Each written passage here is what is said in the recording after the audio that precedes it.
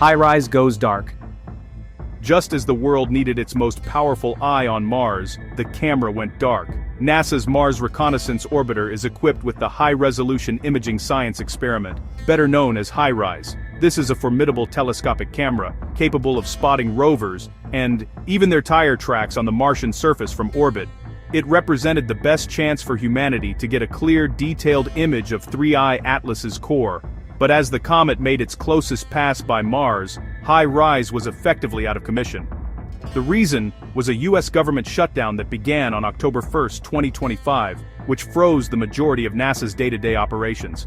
All non-essential activities, including the uplinking of new commands to spacecraft and the public release of data, came to a halt. Astronomers, including the HiRISE camera's principal investigator Dr. Alfred McEwen, could only watch the empty public archives, waiting for data that would never appear. The shutdown severed the command chain, freezing the entire data pipeline. HiRISE's forced inaction created a crucial information vacuum, leaving the narrative to be shaped by blurry images and a growing cloud of suspicion.